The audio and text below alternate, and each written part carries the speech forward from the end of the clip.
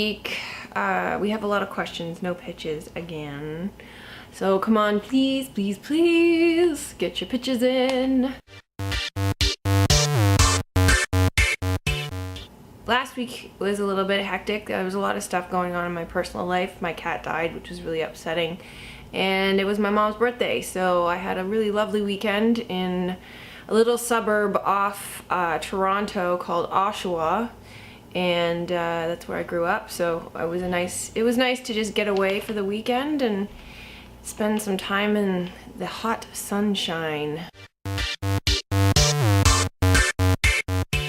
Every week we have Write for Hollywood Wednesdays on Twitter at 9 p.m. Eastern Standard Time, 6 p.m. Pacific Time. We tweet about writerly stuff. We can pick a topic or just talk about whatever you want. If you have a burning question you want to get the answer to right away and you don't want to wait for YouTube on Mondays, then just get on Twitter and tweet us. Friday night, midnight, is the deadline for submissions for pitches and questions for YouTube's Pitch Catch. When you submit a query, no one will tell you what isn't working about your pitch.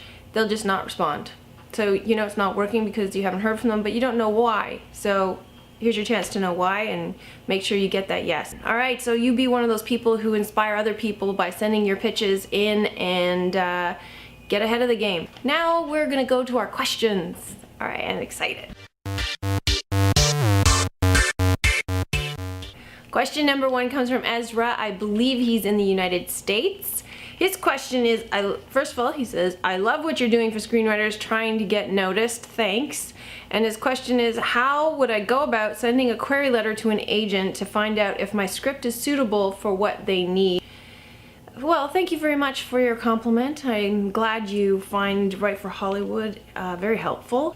So if you go to IMDb Pro and you look up the agency that you want to get information on, they will have a list of all of the clients that they have. And you can get a sense for the genre, the type of screenplays that their clients write. You can get a sense for how experienced they are and see where you fit in. If you feel like they're in your category, then contact them. Check out their website.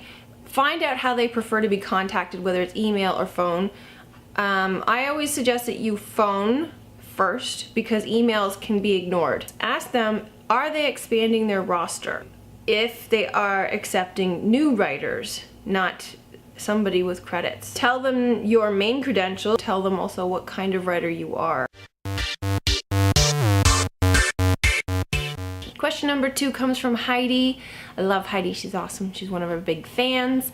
And her question is, do screenwriters need their own website or blogs? I would suggest a blog over a site, especially if you don't have any credit. A blog is great for showing off your talent and your creativity. A website is great for promoting you as a writer. Keep your blog active, but spend most of your time writing scripts.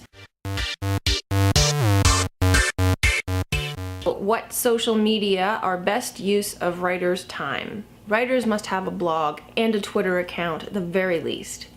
Any other social media kind of is a waste of time. You could have a YouTube account and create little videos. Twitter account is a must.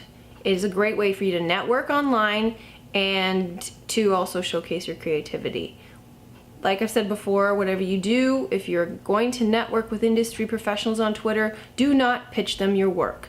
It's just a place for you to network and get to know people so they get familiar with who you are and what you do. Social media is a great time sucker. Do not spend all your time on social media or on your blog. Unless your blog is your main source of producing work, which it shouldn't be if you're a screenwriter because blog is not screenwriting, blog is blogging. Another part of her question is, blogs and sites are a way to showcase log lines and scripts, but wouldn't that date your work? But I do not suggest posting log lines or screenplays that are active. You can post dead screenplays. If it's not representative of the quality of your work now, I would not post it. Question Question number 3 comes from Andre, who's our #1 fan in Brazil. He wants to know, what's the right balance between text and dialogue in screenplays? A reader will skim your script to check formatting. That's one of the first things they'll do, to weed out the amateur from the pro. One of those things that the reader is checking for is too much action or too much dialogue. Too much of either, not a good thing. Amateur scripts have way too much of both. Too much action is when you describe completely irrelevant details, details that do not drive your story forward. That's only relevant if you're writing a crime drama or a horror movie or something where all of those little details are so important to the story. Denoting every action for an actor is very tedious and irrelevant. And it's only important if it's relevant to his character at that time. Otherwise, the actor will put it into the story. So what you don't want to do is describe every little action that the actor must do. Oh, he crosses the room, then he picks up a teapot, then he goes to the bathroom, then he turns around, then he scratches his head. That's not important. It's only important if it adds to your story. That's it. Too much dialogue is so easy to detect because it's just pages and pages of dialogue with no action, no description. A reader will see that and think amateur, just because a screenplay is more than just talking. It's actually the last thing that you should be thinking about. You should be thinking about character development. You should be thinking about what's happening in the scene, what the scene is about. And you should actually try writing the scene without dialogue and then only putting dialogue in when it's absolutely necessary to explain what's happening in the story.